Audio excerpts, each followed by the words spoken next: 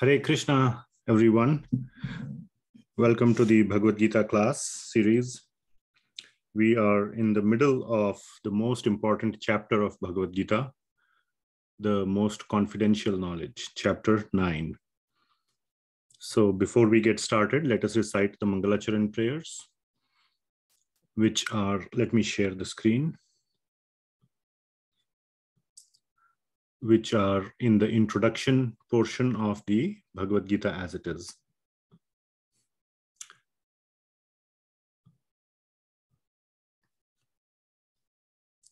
Om Ajnanatimirandhasya Jnananjanashalakaya Chakshurunmilitam Yena Tasmai Shri Gurave Namaha Shri Chaitanya Manobhishtam Sthapitam Yena Bhutale Swayam Rupa Kadamahyam Dadati Swapadantikam Vandeham Shri Guru Shri Yuta Padakamalam Shri Gurun Vaishnavamscha Shri Rupam Sagrajatam Sahagana Raghunathan Vitam Tam Sajivam Sadvaitam Savadhutam Parijana Sahitam Krishna Chaitanya Devam Shri Radha Krishna Padan Sahagana Lalita Shri Vishakhan Vitamscha Nama Om Vishnu Padaya Krishna Pristhaya Bhutale Srimati Bhakti Vedanta Swami Niti Namine Namaste Saraswati Devi Gauravani Pracharine Nirvishesha Shunyavadi Paschatya Desha Tarine He Krishna Karuna Sindho Dinabandho Jagatpate Gopesha Gopika Kanta Radha Kanta Namostute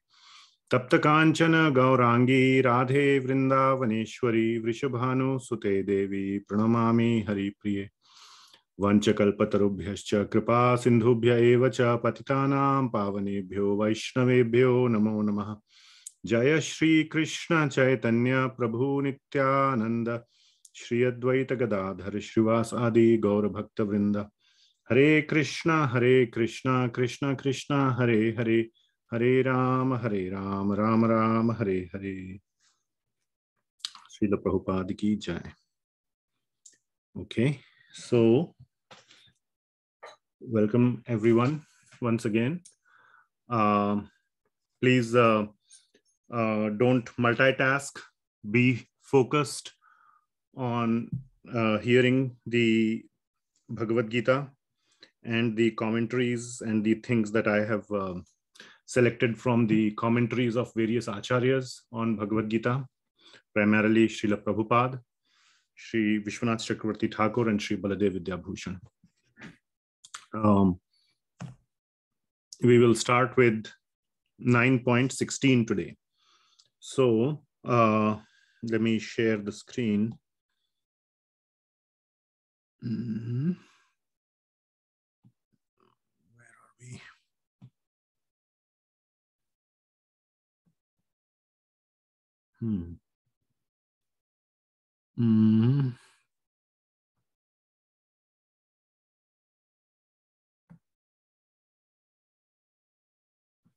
Oh, right here.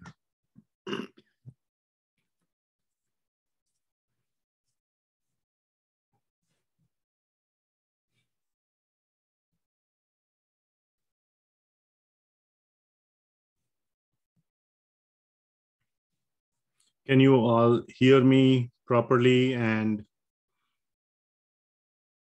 screen sharing is good? Okay. Yes, Prabhuji. Yes, Prabhuji. Yes.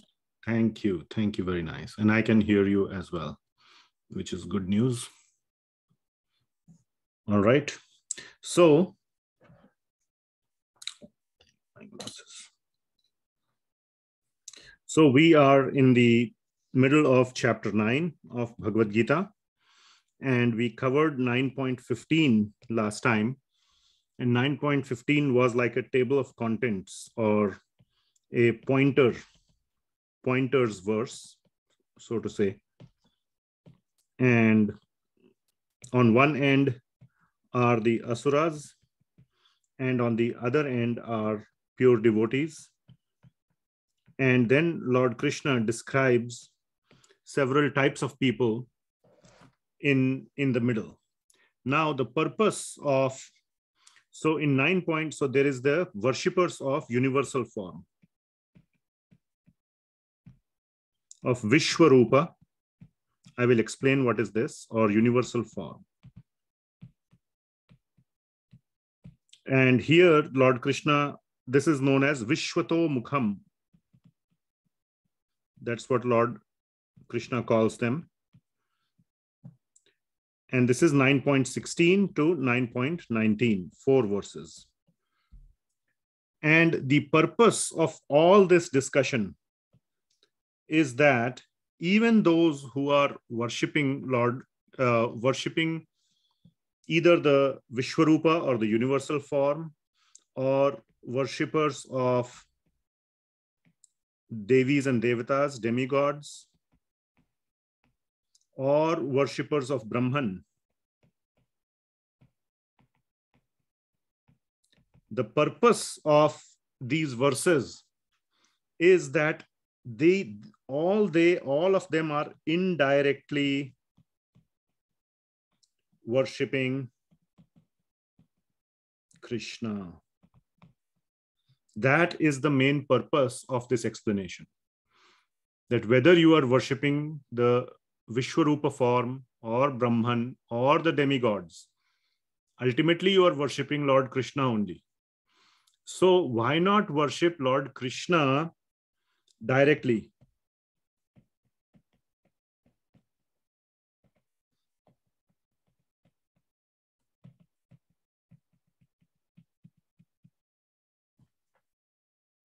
So that is the question. Why not worship Krishna directly? That is the point that Lord Krishna is making. So that is the purpose of this whole discussion. Also, that is the main purpose. So this is the main purpose. The side purpose is to show what happens to those who are worshipping the various forms, the demigods, the universal form. Where do they go? What is the differences? What happens? We get a lot of understanding of the overall mechanics, or how Lord Krishna is running this whole universe, not just the universe, the whole creation, material and spiritual. So we get a very good understanding, but the purpose of Bhagavad Gita is to apply in our life, not just information. Theoretical information is not the main purpose of reading Bhagavad Gita. So for us, the takeaway message is worship Krishna directly. So in 9.16 to 9.19, Lord Krishna is going to be talking about the worship of the universal form. So we will go through this a little bit. I'll try to go through it quickly. So it's fairly straightforward section. So in these 4 verses, Lord Krishna is describing the situation of those who are the worshippers of the universal form. Now, where else in Bhagavad Gita so far, which means up to this point and before, has this aspect come up? Anybody knows or remembers?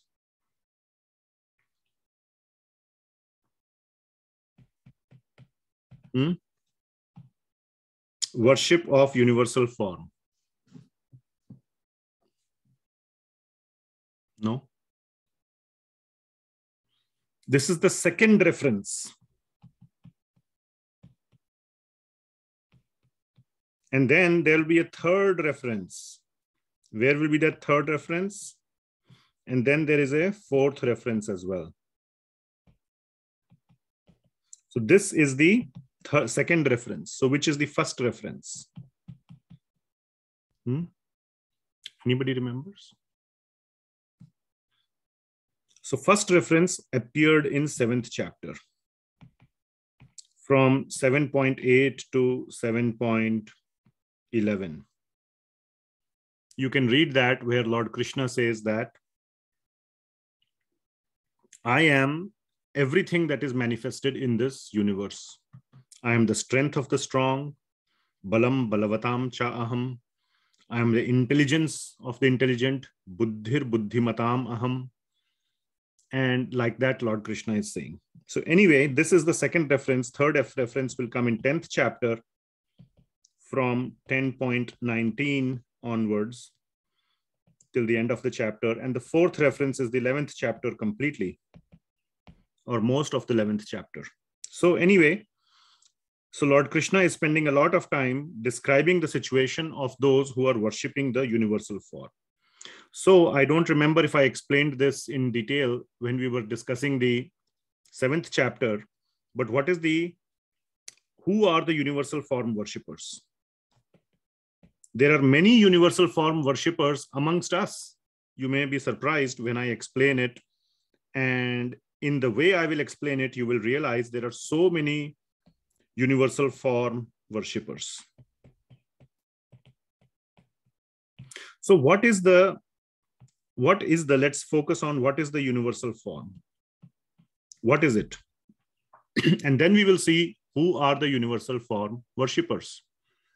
What is the universal form? Universal form is nothing but, any idea? Anybody wants to say? Take a shot.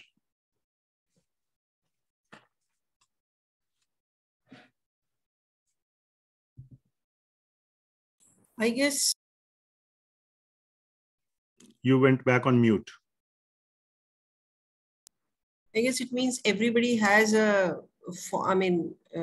element of the God. So we can, that's the universal form. Everybody is kind of a God. Okay, that is actually what you are saying is the Brahman worshippers. Okay. We are all the same in quality. The spirit soul and Bhagavan, they are both spiritual. So, and when we say tumeva mata che pita tumeva bandhusya sakha tumeva vidya dramam tumeva sarvam mam deva, we are universal worshippers, universal form. Universal form is nature. Yes, nature. And somebody said on the chat also, worshippers of nature, Chandan Prabhu said. So, and we will see that reference to Mata and Pita as well here also in this section. So nature and mother and father are part of nature. Every living being has a mother and father. Even a tree has a mother and father. The seed comes from a previous tree. So that previous tree from whom the seed comes is the father or mother, whatever, there's no gender in trees. But that previous tree is the parent of the next tree, correct? So every living entity has a parent. That is part of nature and how nature flourishes. But universal form is nature. That is absolutely right. And when people, those who are looking at, little bit those who are contemplative, want to think, there are those who are just pure sense gratifiers. Eat, drink, and be merry. Khao, piyo, mast raho. No need to even think about anything else. So leaving them aside, those who begin to think, what's going on around me? They look around and then they see nature. They see, oh, I have a father and mother. Everybody else has a father and mother. Also, this nature is working in a certain way. How is it working in a certain way? There are seasons, there are stars and planets, and then they look around it and they have many, many questions. And some questions are answered, some questions are not answered. Why do earthquakes happen? Why do people get killed? Why do some countries just randomly discover so much oil in their land and become so rich? Everybody in Saudi Arabia is rich. There is no taxes at all. You all pay taxes? We pay a lot of taxes in the United States. And it's a very depressing time. Whenever we do tax returns in April in the US, we have to pay some extra. We thought we have paid all the taxes, and still after we do taxes, so we owe even more. And then we have to write a check to US Treasury and pay our taxes. In Saudi Arabia, no taxes, zero. Do you know that? Why? Because nature gave them so much wealth in the form of oil that they don't need taxes. So some people are, the point is, then one wonders, how is this going on? What is going on in nature? Some things are explained, some things are not explained. Some things are explainable, some things people are continuing to search for answers. And these people can become philosophers, or explorers, etc. Whoever who are trying to figure out the workings of nature. And the greatest thing they see around them is nature. And they think that nature is God. Nature is the greatest entity we can see around us. Therefore, nature equals to God. Whatever that God may be, nature is God, because that is the most magnificent thing we see around us. So they become what are known as the worshippers of the universal form. Now in 11th chapter, and right now in 9th chapter also, why to wait even for 11th chapter? In 9th chapter, Lord Krishna will say, I am nature. Everything is me. This whole manifestation is coming from me, and he will give several examples. So though one may be worshipping nature, that nature is greatest, and one may be, studying nature, be in awe of nature, and somebody may go even the next step and begin to worship nature. Either you are studying nature, you may be even begin to worship nature. They are known as the universal form worshippers, not knowing that they are indirectly worshipping Krishna. That is the point. That is the main point of the ninth of this section, 9.16 to 9.19. However, I want to bring out another important point, that this is animalistic. Some part of it. Now, there is an even lower animalistic instinct or living, which is eat, drink, and be merry. Don't worry about anything else. Just eat, drink, be merry. But even the universal form mentality, the worshipping of the universal form mentality means that I only will believe,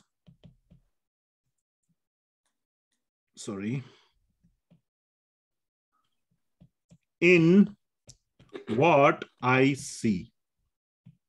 That is the mentality of the universal form worshippers, isn't it? I see around me and I see nature. And not only what I see, but what I see instantly. What I can see not only with my eyes, but what I can see immediately with my eyes. That means there is no thinking, there is no analysis.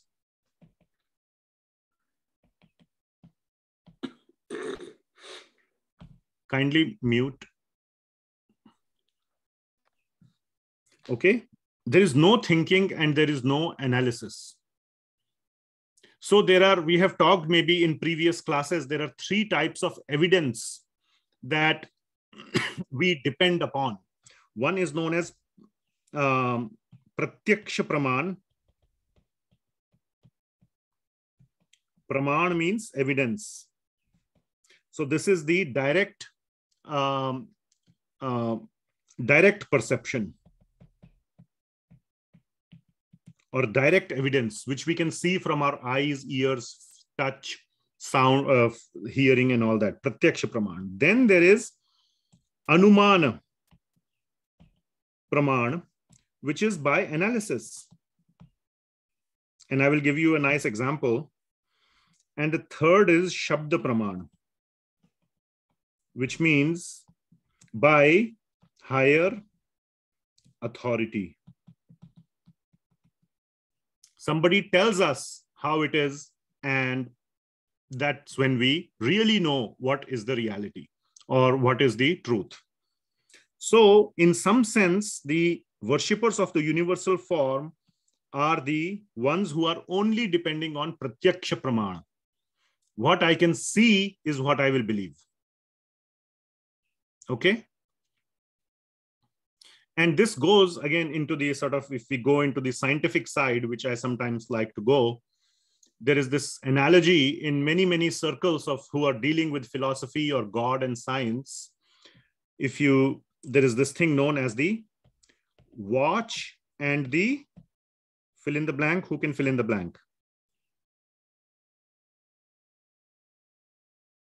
very famous phrase to capture this topic. The watch and the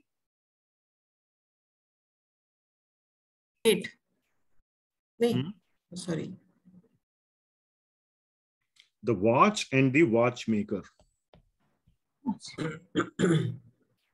Okay. This is a very, very big topic of discussion. We won't have time to discuss this.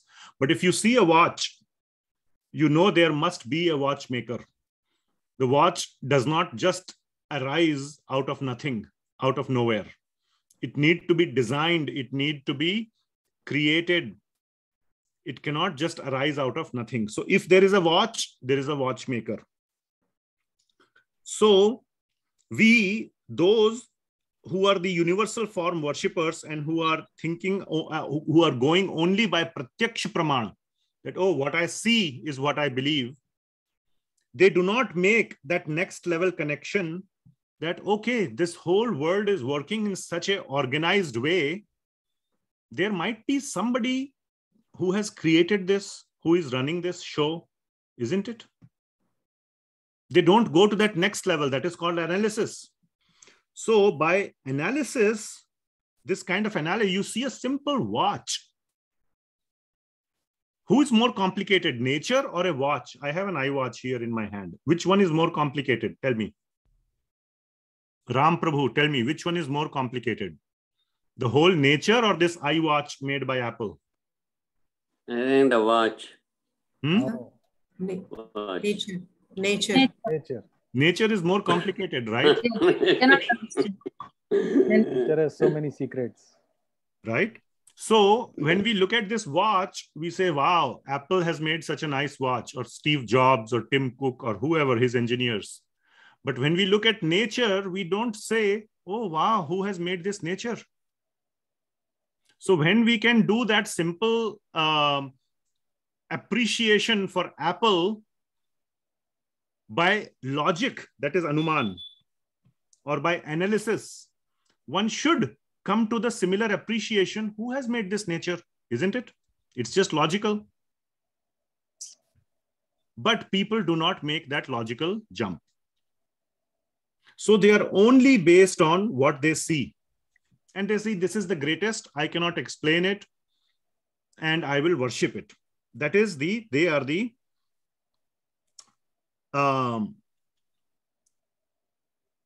universal form worshippers. But this is in some sense an animalistic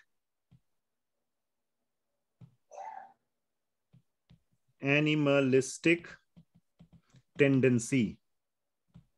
You know how an animal behaves? Animal has no analysis power. Does it? Vivek Shunya. Vivek Shunya. Vivek Shunya. Yeah, no analytical power. Very nice story. There is one Amogh Leela Prabhu. You might have heard of his name if you watch YouTube or something. Very funny ways. He explains Krishna consciousness in a very funny way. He is one of the leading, brahmacharis and preachers in Delhi, ISKCON Delhi. I was hearing one time his video, watching it.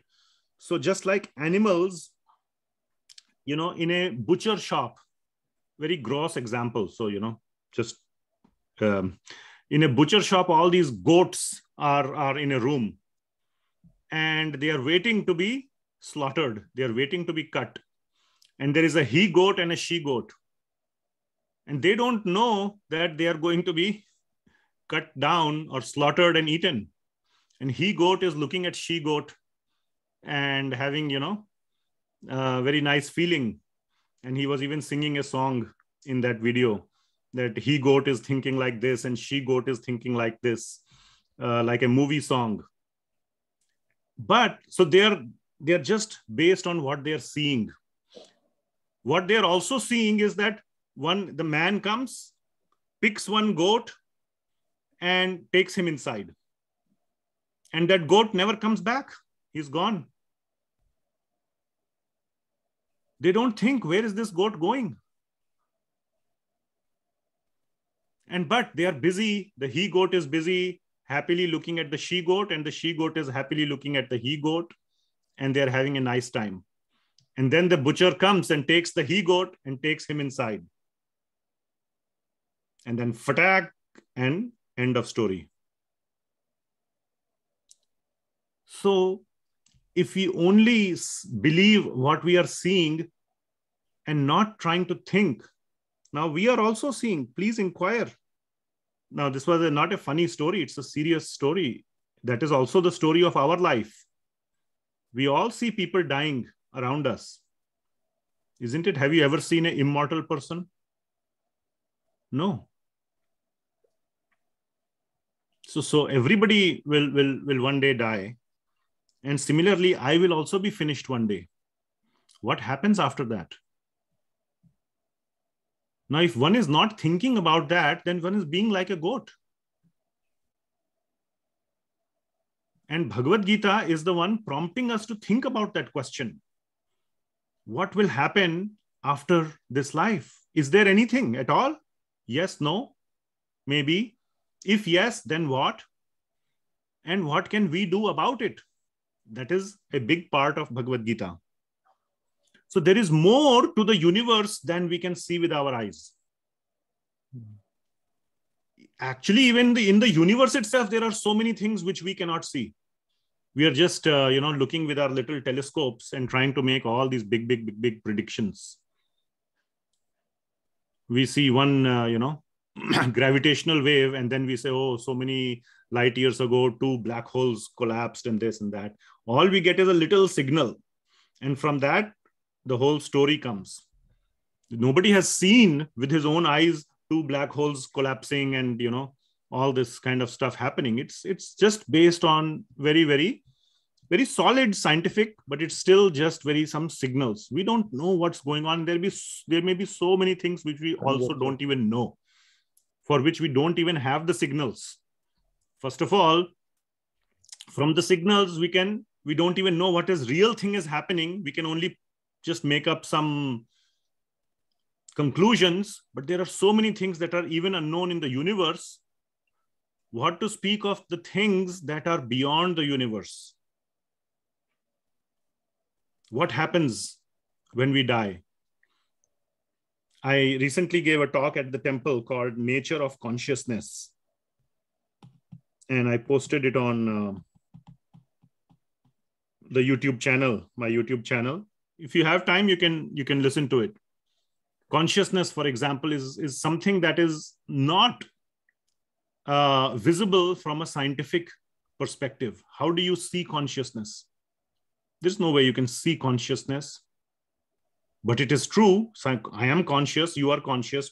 Anyway, so the point is, those who are worshipping the universal form are known as the universal form worshippers. Sorry, could you say that again? Sorry, That was the Apple Watch, by the way. Did you hear that? Something started talking. So after all, Apple did not make a perfect watch. Just starts talking on its own. Okay. So that is the meaning of the universal form. So what I have explained so far is what is the meaning of universal form and who are the universal form worshippers. Okay. So in the next 4 verses now, 9.16 to 9.19, Lord Krishna will quickly describe how I am the universal form. Or in other words, the universal form or the universe or this whole creation, material creation, even the spiritual, but the material creation is in me.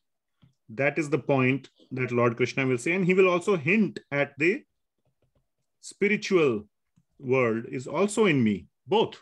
But the main emphasis is the material world or the universal form. And especially the 9.16, the 16th verse is talking about that I am all the aspects of yajna, or especially fire sacrifice. That is the main activity that people do for progress. Not these days, not in the 21st century, but in the previous ages, fire sacrifices were the way of making progress in life. Today, it can be the fire sacrifice can be equivalent of hard work, working 12 hours a day, being very intellectual, doing very technological or, innovations, this, that, whatever it may be, being a good person, helping others, environmentally conscious. All those things are the modern form of fire sacrifice. So Lord Krishna is saying, I am all these aspects of yajna. So let us read 9.16 now very quickly. So I have given you an overall understanding of universal form. What is Lord Krishna trying to convey through these verses? What is the universal form? What is the mentality of somebody behind this universal form, that they just believe what they see? And so 9.16. Aham kratur aham yajna svadha aham aushadham mantro aham eva ajyam aham agnir aham hutam. So very nicely Lord Krishna is saying so many times. If you count how many times, please mute yourself and don't touch your device, then you will never unmute. Okay, you only unmute if you touch it, right? So how many times aham is coming? Aham kratur aham yajna svadha aham aushadham. First two lines, it's already 4. Mantro aham eva ajyam aham agnir aham hutam. 8 times the word aham is coming in one verse. So what is Lord Krishna saying? I am all these things. So 8 ingredients of yajna are being given here, as simple as that. And Krishna is saying, I am all of those things. Clear? Not very complicated. So aham kratur means I am the process of sacrifice. Aham yajna, I am the whole yajna. Now the yajna I am the process of yajna. And then Lord Krishna is going to describe 6 ingredients of the yajna. I am the oblation, whatever you are offering. I am the aushadham, you offer some herbs in the yajna. I am the mantra, mantro aham, the mantras that you chant while doing the yajna. Aham eva ajyam, I am the ghee that you offer in the yajna. Aham agni, there is agni. And aham hutam, I am everything that is offered into that agni. So I am all these things in the yajna. Okay, so that is 9.16. Clear? It's part of the universal form. Then 9.17 to 9.19, these 3 verses, Lord Krishna is saying basically that I am all pervading in the material world.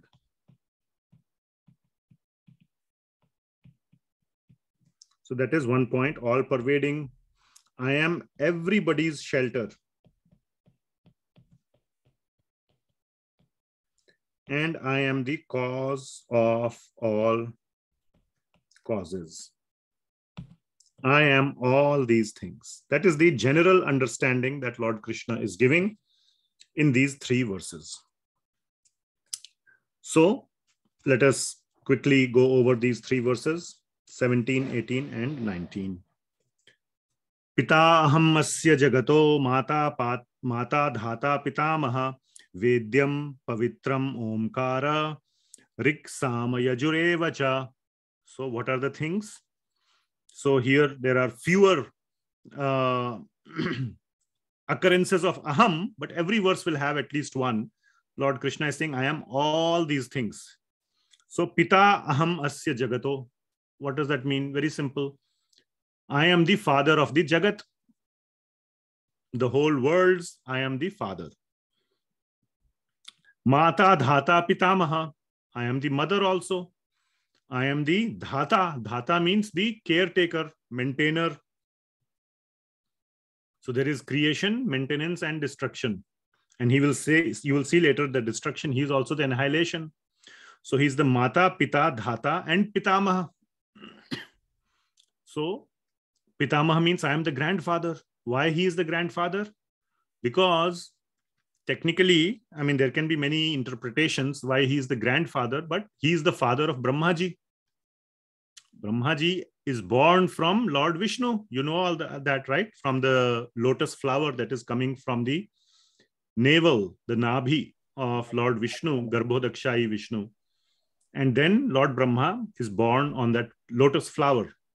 So Lord Brahma is the son of Lord Vishnu, and everybody else is the son of Brahma or coming from Brahma. Brahma is the first sort of person who populated the universe. And then the rest of the population came from there, from the Prajapatis.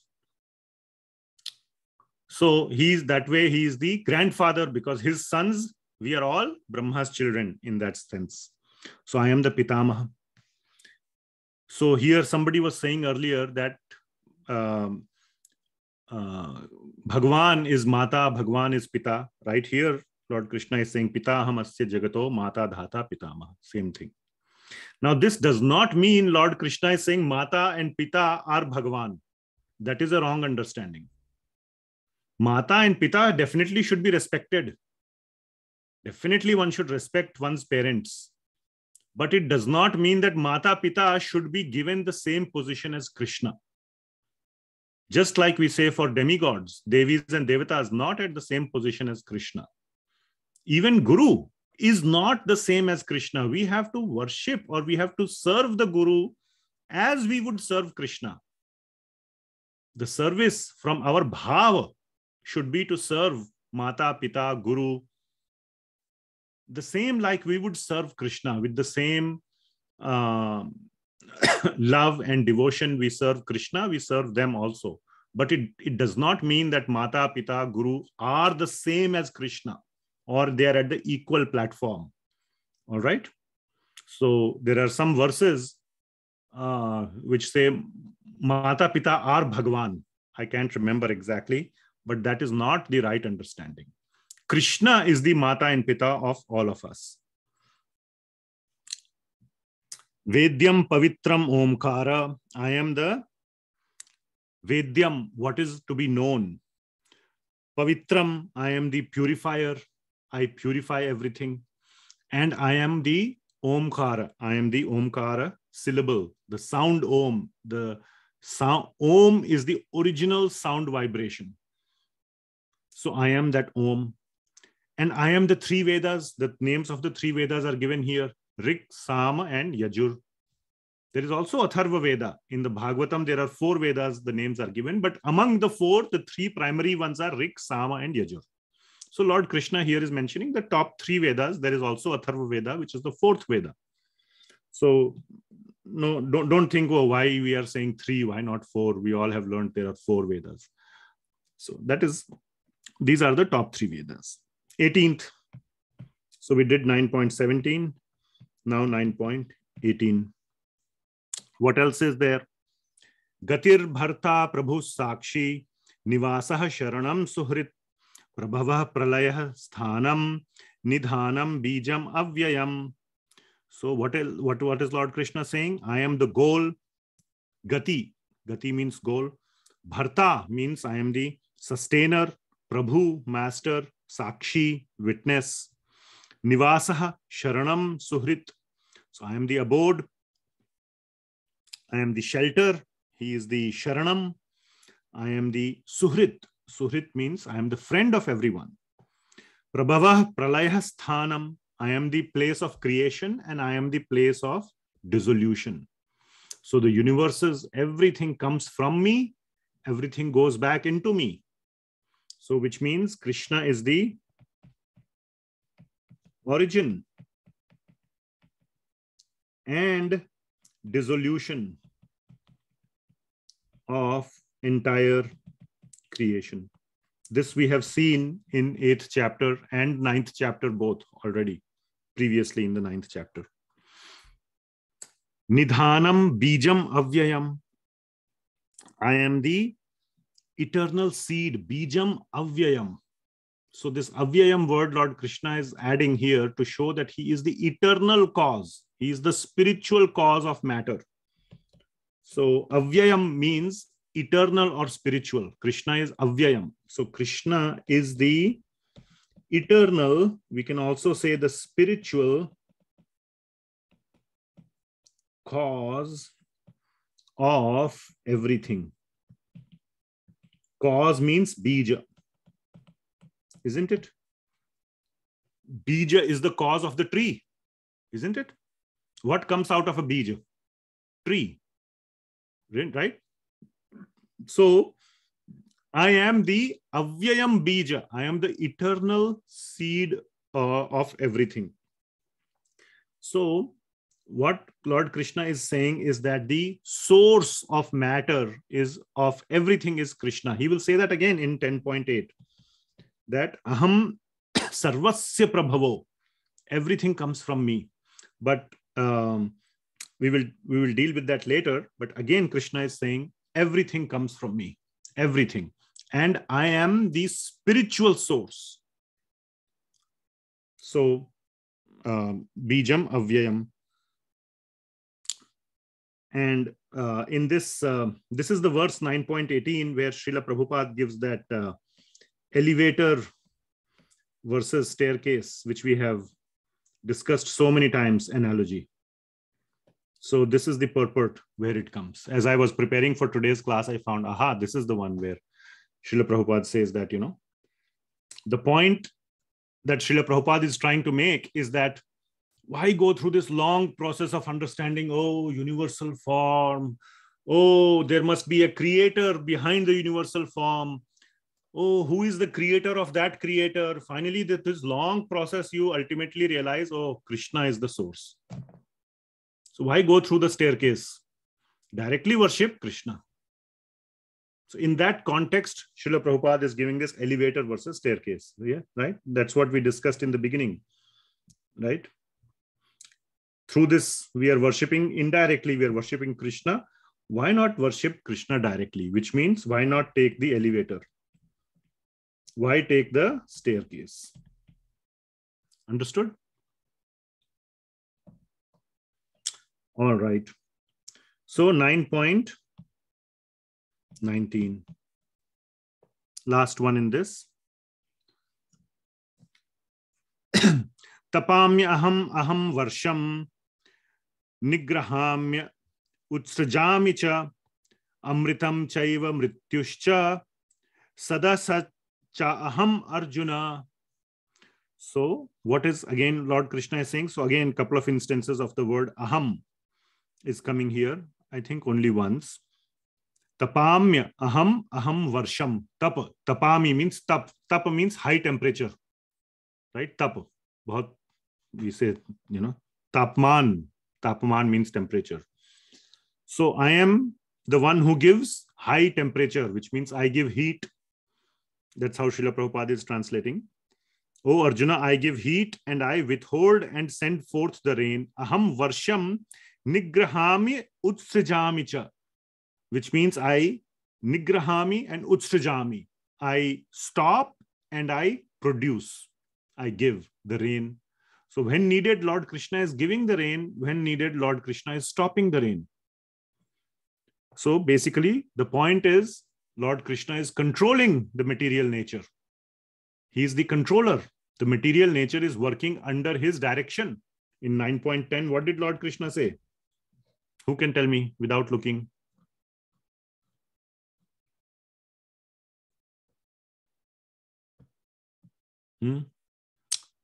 Maya adhyakshena prakritihi suyate sacharacharam. Maya adhyakshena. Those who understand Hindi, adhyaksha means what? Director, supervisor. So under Maya, my supervision. Huh? Under my supervision. Under my supervision. So that means under Krishna's supervision, he already said this whole prakriti is working. Maya adhyakshena prakritihi. So that's what he is saying. Example of how the prakriti is working under him is he can control and give the rain. Now Indra is the one that actually controls and gives the rain. And Lord Krishna will say very soon in the next few verses that demigods are his subservients. They are his servitors.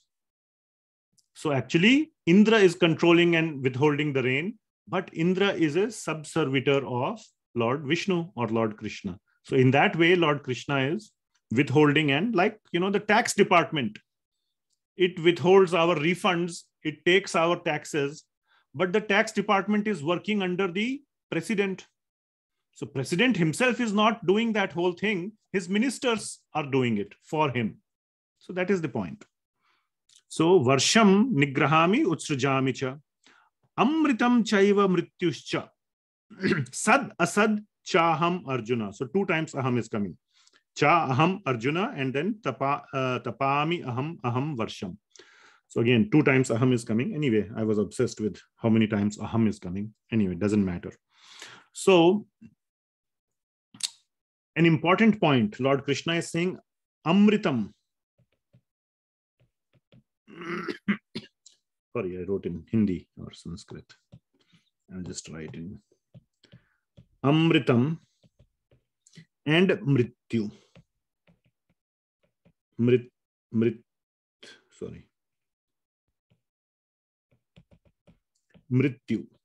So what does this mean? I just want to explain this. Our acharyas have explained it nicely. Okay, amritam means I am the liberator. I give the liberation. We are the ones who have to earn the eligibility. Okay? But ultimate award of liberation is given by Krishna. Clear? And mrytyu, very important. So why is Lord Krishna saying I am mrytyu? Of course, he is everything. Therefore, he is mrytyu. Definitely. What is the point of bringing it up here? Very nice point to be understood. That Krishna is death.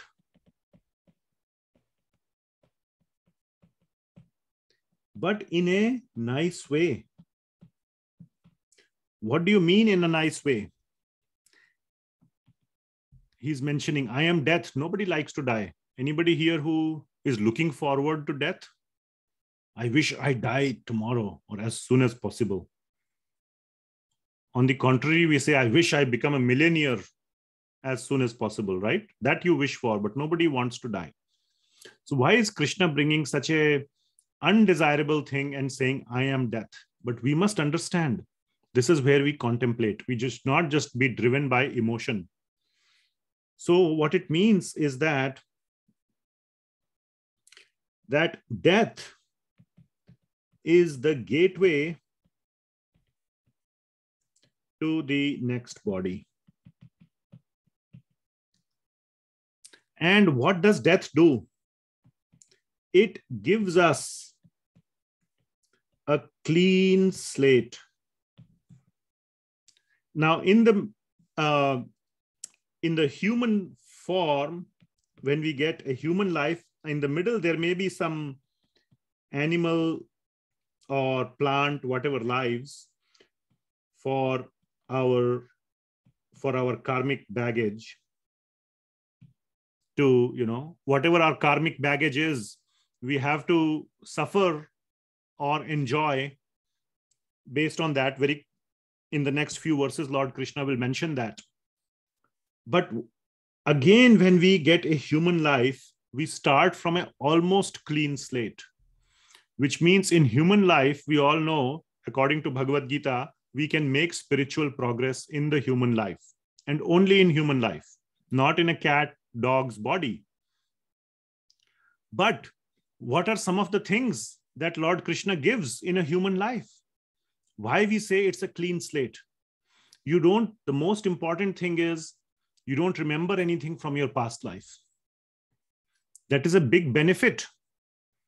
How many of you have grudges in your present life from other people? Usne aisa kiya mere saath, usne aisa kiya, he did this to me, he did that to me, he did that to me, he did that to me. How many of you people are carrying such grudges? Tell me. Raise your hand. Few people are raising their hand. Others are mentally raising their hand. Everybody is raising their hand. You're just not visible. It's mentally, everybody has grudges, right? You should raise both your hands. There's an icon for that. also, maybe. Isn't it? Thank you. So, Hare Krishna. Hare Krishna. Yes, Prabhuji, I'm also in same boat as you. But imagine all the grudges of all the past lives if you remember today, how much depressed you will be. Can you even operate in your life? You will become a mental, mentally, you will need to go to the mental hospital. Isn't it? It is so much better to not remember all the things that have happened in the past lives. So Lord Krishna is giving us a clean slate. He is giving us a clean start. I have a question, Prabhuji, here. Yeah, one second. Just hold your question for 2 minutes, then we will take. The next thing that Krishna is doing, he is relieving us of the bodily baggage. What do I mean by that? That there is a karmic baggage which we are not relieved of. The karmic baggage we have to suffer. This is the baggage that Yamaraj calculates. But there may be bodily baggage. Don't you see in your life when you die, if you owe some loan or debt to someone, does he come and claim the debt in the next life? The other people, you're just absolved of that. Nobody can trace you back to who you were in your past life. Neither can you trace yourself back. Even the others cannot trace you back, isn't it? Look at that school shooter. Recently, there was such a bad school shooting in Texas, Uvalde, Texas, that one person killed 19 children. But he's dead. Maybe he will be born after several lifetimes as a human being.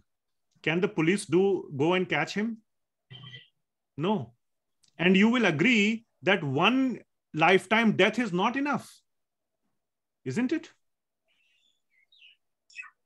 Even in the court of law, when they catch you sometimes of a heinous crime, they say, even I have seen this in the US law, they say you are given 3 death penalties. What does it mean, 3 death penalties? How can you give anyone 3 death penalties? But the point is just to declare it as the severity of the punishment you should get. If possible, we would like to give you death penalty 3 times, if possible. That is the meaning, because of the heinous crime that you have committed. Isn't it? But ultimately, what can you give in reality? 3 death penalties or 1? 1. Just 1. So you are absolved of everything else. It is a kindness of Krishna that the government cannot come and give you 2 more death penalties. Isn't it? Who knows what kind of crimes we have committed? And we all commit all kinds of crimes. So many crimes. I don't want to even go there. Of meat eating, and so many animals are being killed. So much exploitation is happening. And there's big debate about abortion these days in US with Roe v. Wade and all. So all these, killing of babies in the womb and this and that. So much is going on. Even legally, it's not just about school shootings. That is very, on the face. But things we have taken for granted are also very heinous. And we are committing, so to say, legal crimes. So Krishna is very kindly absolving us of all those baggages. And therefore, death is a good thing. We get a clean start. In some sense. Relieves of the weak body also. Sorry? I'm saying relieving the weak body also. Old and relieving the weak old body also. Yes, many old people say that this old age, my mother is 86 years old. She says, this old age is the worst. So never this old age. Yeah, anyway. So long discussion. I don't want to make it too dramatic and emotional. So Indra Gupta, madam, you had a point or a question. You said that in human life, we are given a clean slate. Almost. Now somebody is born in silver spoon. Somebody is born in a poor family. Yes. That is not true for animals? They remember the previous life? No, they don't No. remember their previous life, but they cannot do any spiritual progress in the animal body. The animal body is meant for two purposes: enjoyment and suffering. That's all. And one gets the body based on their karmic baggage of the past and their desires, as long as their karmic baggage allows. So that is a whole law of karma, which I think we have discussed many times, and we can discuss again if whatever. No, I had only one doubt that do they remember the previous life? Because you No. said this point only for human, clean slate. Correct. Animals do not remember their past life at all. Yes. And my point was, even the humans, it's a good thing. Many people ask, why don't I remember my past life? Then I can learn from my mistakes. This human life is, if learning from mistakes is the only reason why you want to remember your past life, then this life is enough. Why you want to remember the mistakes of past life? We have already committed. By the time we get the buddhi, the intelligence to contemplate on our mistakes, almost everybody has made enough mistakes in this life itself. Why can't we learn from them? The baggage of remembering past life is much worse than the benefit. So Krishna is doing us a great favor by making us forget all the resentment, all the hatred, all the aspects, all the pain that we have gone through in the past life. Otherwise, we'll be holding on to that. How much pain we hold on to. That is, I was going to say human nature. I mean, yes, human nature, but that's the nature of any living entity. So Krishna is giving us almost a clean slate in that sense. Okay. And animals do not remember past life. We are just reading in Srimad Bhagavatam about the 3 lives of Bharat Maharaj. And we saw that the life of the deer, the second life in the Srimad Bhagavatam, Shukadev Goswami mentions that he was a special deer. And the special deer, the mercy was that he remembered his past life of Bharat Maharaj. So that deer remembered it, and that made him special. We can understand that, animals do not remember their past life. Now, nobody has gone and spoken to an animal, hey, do you remember your past life? But from Bhagavatam, we can understand. All right. Okay, clear? So this concept of death, Lord Krishna is saying, also comes from me. And I just wanted to take this opportunity to describe the sort of the essence of why Krishna is saying, and it's not that Krishna is bad. He wants to kill people. Not that. But death is a good thing. All right. Anything else? Kanchan Mataji, your hand is raised. Did you have a question, or is it from that previous poll? No, it was from previous question, like grudges and all. Yeah. Okay. I'll lower your hand. Hmm. Okay. And you can mute. Everybody can mute if you're not talking.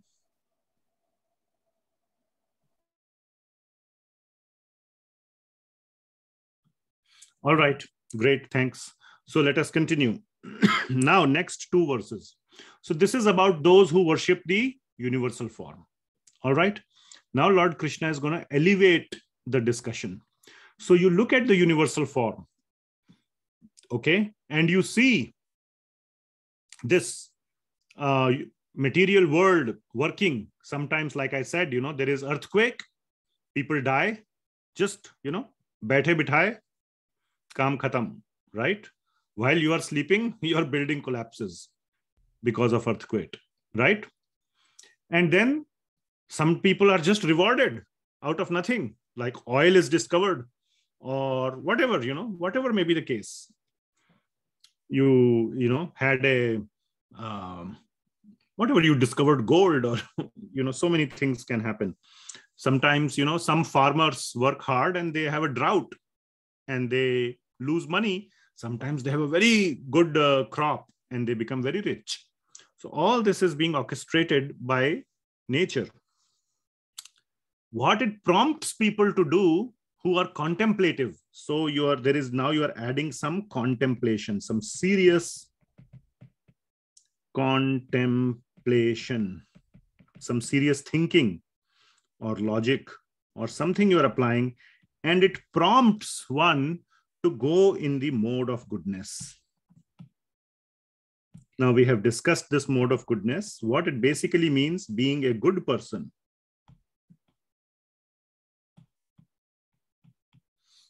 Hey, let me be a good person. Because if I do good things, then good things will happen to me.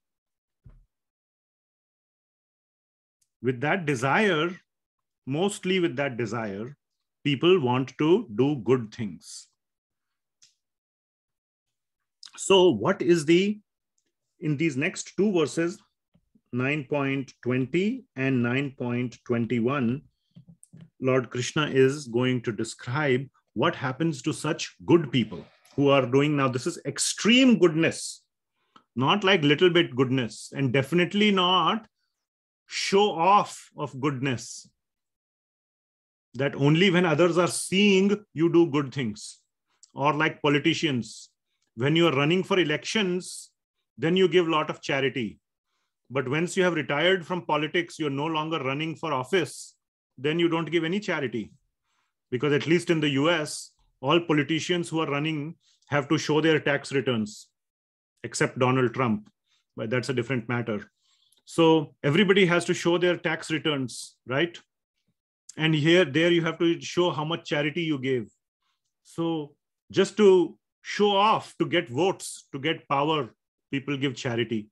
That's not the kind of charity. That's not mode of goodness. In 17th chapter, when we will come to 17th chapter of Bhagavad Gita, Lord Krishna describes what is charity in mode of passion and in mode of goodness.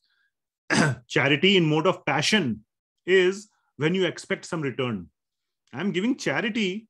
Now, charity by definition is you give and that's it. But they give charity as a business deal, as if they are it's like an investment that I will get some return. That is mode of charity in the mode of passion. Charity in the mode of goodness is one of the attributes is to give with zero expectations. That is mode of goodness. So what I am talking about is being a really good person, not in namesake. That's the point. Really, really. And a serious good person. Like serious means like very, very, very, very good person. All the things that you can think about of being a good person is what is being talked about here. You can say, Mother Teresa, times 10 million or whatever. So many zeros, like really, really, really good person. Mother Teresa, I have a lot of respect for her. Was a very, very good person. Times 10 million, whatever, really good person. So what happens to them? So let us see. So 9.20. And maybe I didn't want to belittle Mother Teresa by saying 10 times 10 million. Maybe she is the height or at the top, I'm just making a point that really genuinely good person. So that kind of person is being described in 9.20 and 21. And then the whole, how the system works, how Krishna's arrangement works for such a person. That is being described in 20 and 21. And maybe this applies to Mother Teresa. I don't know, but Mother Teresa was a very God-conscious person also. Here we are talking just a good person who has nothing to do with God. He just wants to do good to other people. So the verse is, Traividyamam somapa puta papa yagyair ishtva svargatim prarthayante te punyam asadya surendra lokam ashnanti divyan divideva bhogan. So what it means is that, I will read the translation by Srila Prabhupada. Those who study the Vedas and drink the Soma juice Traividya means those who are studying the three Vedas. Traividya. And the word mam means ultimately they are worshipping me only. Okay. So that mam word is there in the first line. Very carefully you have to acknowledge or pay attention to the word mam. Somapah puta papa, who have somapah. Pa means to drink. Pan karna. Kehte hain na pan karna. Pan means to drink. Somapah means to drink the soma juice. What is the soma juice? I will explain a little bit in a minute. And who have puta papa, who have been purified from their pap, who have completely, finished all the reactions of their pap. They have no pap left. So all the sinful baggage has been removed. Yagyair ishtva svargatim prarthayante. Through their yagya, they have done all these things. Through the various procedures, whether it is procedures of so many procedures, they have become really good people. And what happens to them? They go to the heavenly planets. Svargatim prarthayan. They want to go to the heavenly planets. Svarga. Svargatim. So they go to the svarga. Prarthayante means they want to go and they go there also. Te punyam asadya surendra lokam. So on attaining surendra loka, surendra is another name for Indra. And what is surendra loka therefore? Svarga. Svarga loka.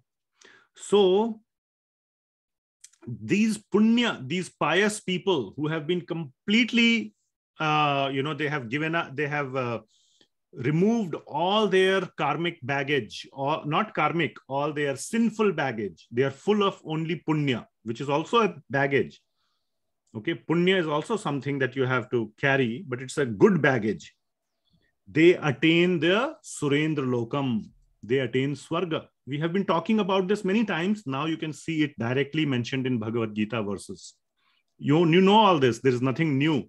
These are some of the verses which we referred to when we were talking about this topic, that by being a good person, you go to Svarga Loka. And what do you do there? Ashnanti. Ashnanti means you enjoy. And what do you enjoy? Deva Bhogan.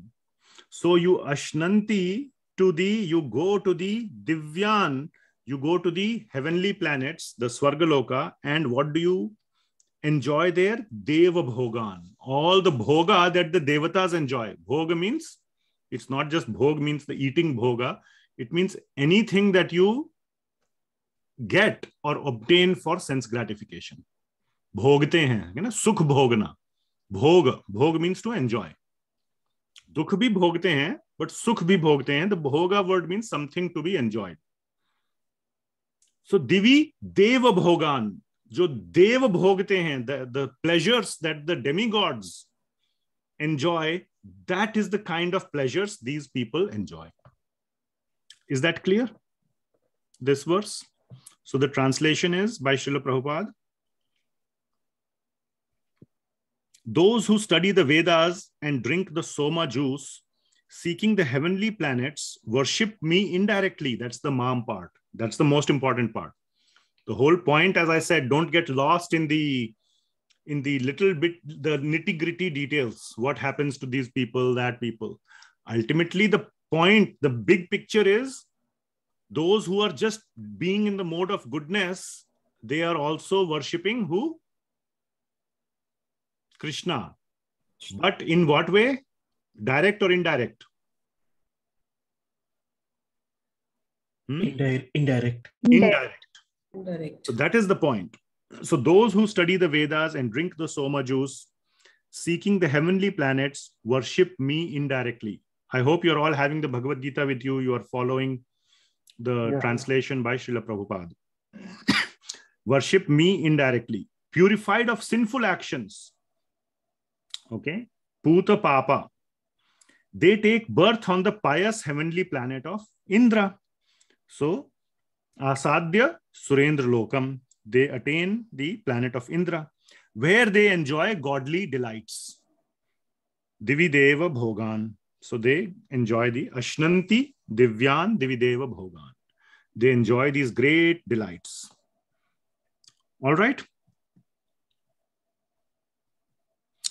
Then what happens? Abhi tak to sab theek hai. Till now it is so far so good, isn't it?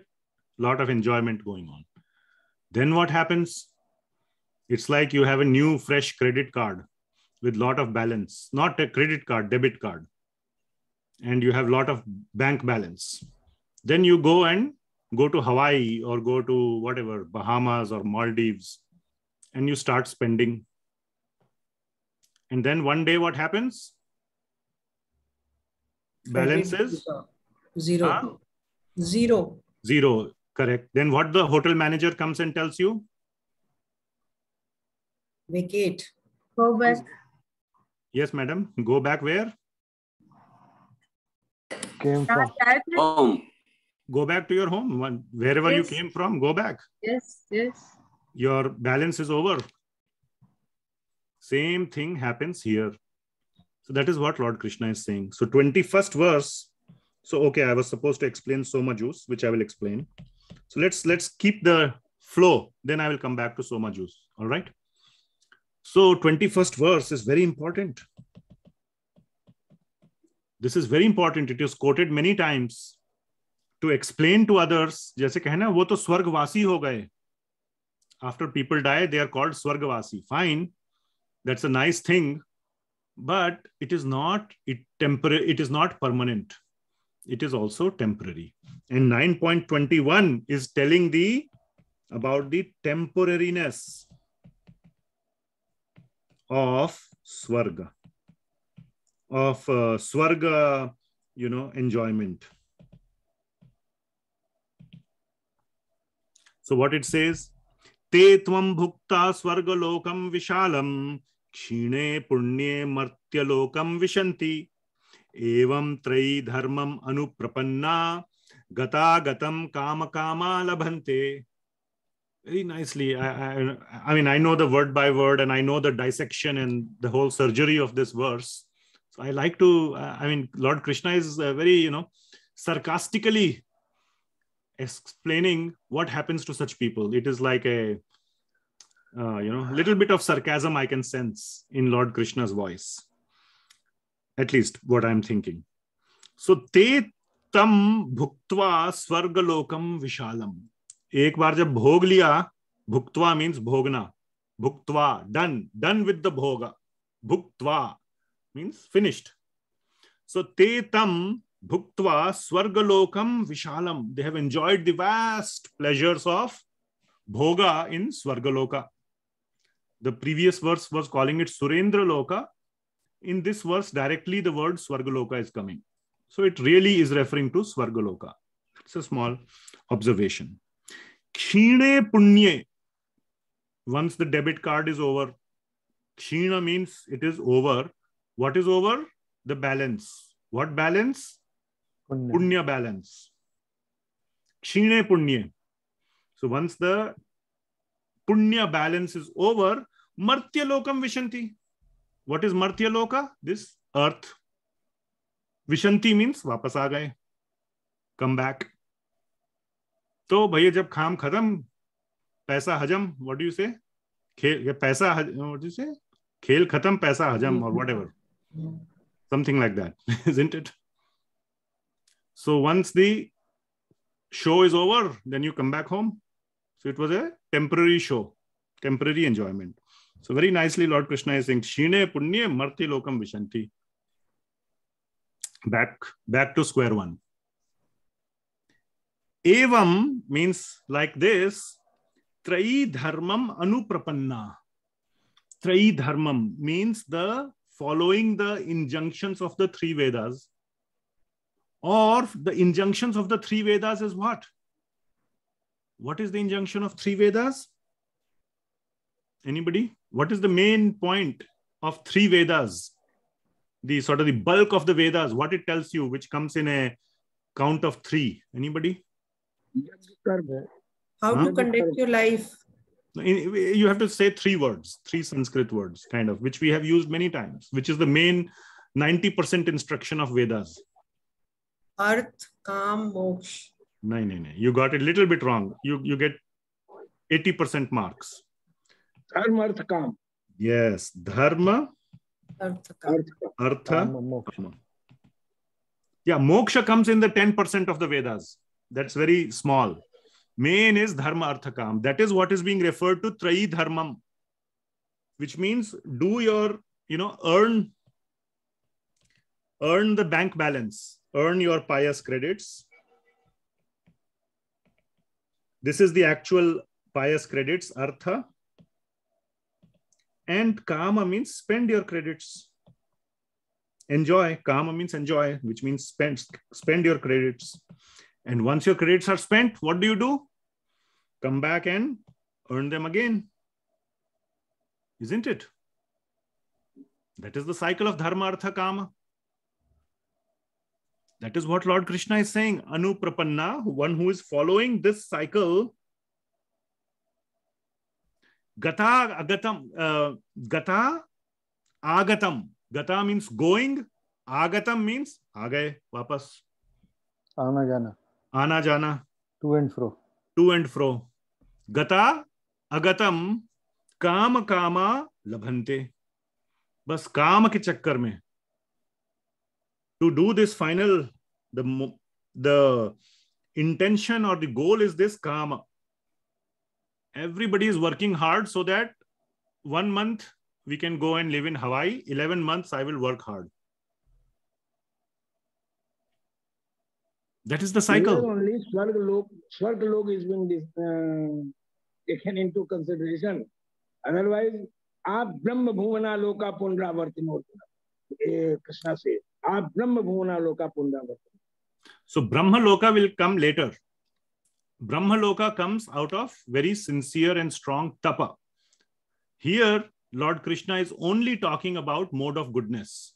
Svarga loka.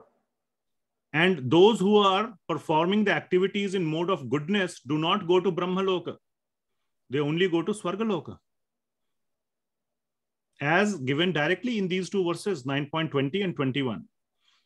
The little bit lower to Brahma Loka is known as Tapaloka. Tapaloka are the tapasvis who by their strong tapasya, they go there. Tapasya is very different from mode of goodness. And now is a good time to describe what is this Soma juice. Soma juice is like a special juice. It's not very easily available. Now it is not even available anywhere in material world, or not material world, on this earth. But it is supposed to be a drink. If you drink it, you can become, it promotes goodness in you. Okay. So this drink is available in the Svarga Loka. So it is a heavenly drink. If you drink it, it promotes a lot of goodness within you. Otherwise, it is hard to develop goodness. You always want to cheat and do anyaya. You want to take other people's property and enjoy. That is sin. But by drinking this so-called, not so-called, it is mentioned in the Shastras, it is real, but a fast-track way. It's like steroids. You might have seen, now it's not a wrong way. It's not in the wrong way. I'm just trying to give a best possible analogy that is coming to my mind. If you are working hard, some athletes, they practice very hard, but if you take a steroid, it boosts your strength, isn't it? So similarly, this Soma juice boosts your mode of goodness. And so many people in the scriptures, it is said, they are trying to find Soma juice. I'm trying to be a good person, but if only I can get 1 cup of Soma juice, I'll become even more good person. Then I can go to Svarga. So that is the meaning of Soma juice. In the Srimad Bhagavatam, Canto 9, chapter number 3, there is a story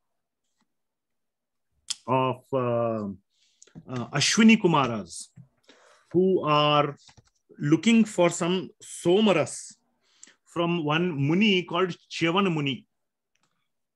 And they make us, some kind of a deal with him. Chyavan Muni is, very old and his body is very deformed. And the Ashvini Kumaras give him a, young body. And Chyavan Muni is very, very, advanced in his tapa. And he has some soma juice with him. Kindly mute. So the Ashvini Kumaras say, I will give you a young body. You give us that whatever soma juice you have. And he makes a deal with them. He says, okay, I'll give you the soma juice. Ashvini Kumaras are in between the human form and the demigods. So they are higher than the human beings, but they are not fully at the svarga loka level. So they are trying to go to svarga. So they're saying, if we can get the soma juice, great. That's our ticket to heaven. That is the kind of the part of that story in the Srimad Bhagavatam, Canto 9, Chapter 3, where soma juice has been mentioned. So I'm just trying to say that this whole discussion is about mode of goodness and what happens to the people in mode of goodness. So those in the mode of goodness go to svarga, but finally, what is the point? The main point is what? That they come back. And on top of all this, the further main point is, even by being in mode of goodness, you are indirectly worshipping Krishna. So why not directly worship Krishna? That is the most main point. Okay? Clear so far? Everything good? All right.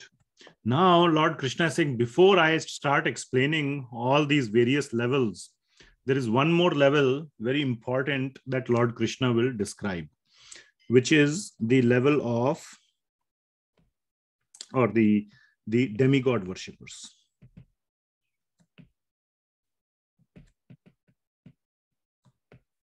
What happens to those who are worshipping the various types of Devis, Devatas, the demigods? That will start in 9.23 and will go till 9.25, 3 verses. But before that, if you see, this was 9.21. 9.22, Lord Krishna says that let me make sure people don't lose sight. We have been talking about asuras. We have been talking about universal form worshippers. We have been talking about mode of goodness people. Let me also once again talk about my shuddh bhaktas. And directly he wants to once again bring up the point that all this discussion of soma juice or going to heaven, ultimately, what are they getting? What are they getting? We said here, kama, correct? That is the enjoyment. Everything is for this enjoyment, isn't it? Even mode of goodness is for enjoyment. Aaj hum jitna karenge, next time I will get more. That is the mode of goodness, isn't it?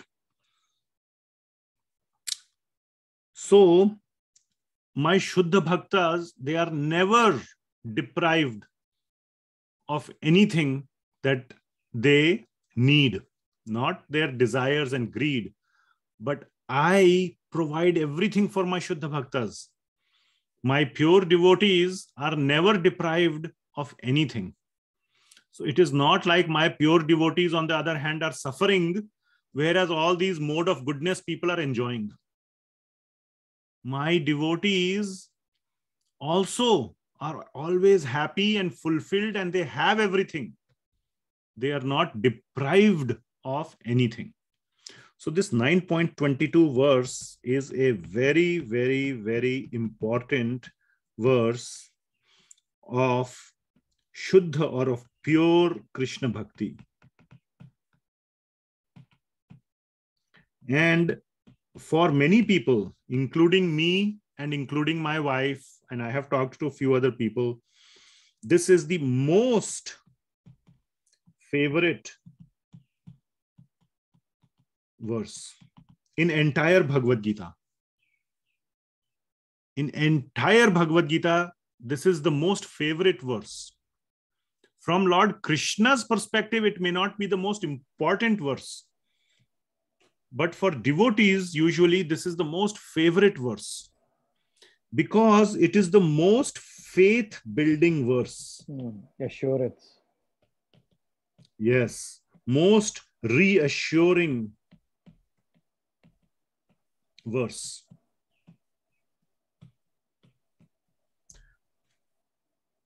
We are all in this cycle of dharma, artha, kama, isn't it? Aren't you in this cycle? Work hard, earn your credits, enjoy. And then go back to working hard. How many of you are in, you think you are in this cycle? Raise your hands. Isn't it? Many people are raising their hands. Right?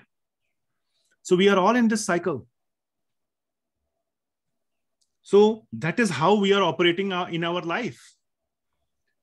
But in this verse, Lord Krishna is telling us that through Krishna Bhakti, you will not miss out on anything. You will not lose anything. Become my bhakta. He's almost begging. He is giving us like a deal. Don't worry. I will take care of all your problems. So let us see. So 9.22 in that sense is a very, very, very important verse. So it is 8 o'clock here. We have half an hour left in our class today. And this is an important and big verse to cover because it is so deep and so important. I want to stop here and see if there are any questions at this point. Otherwise, we can go through this verse in half an hour.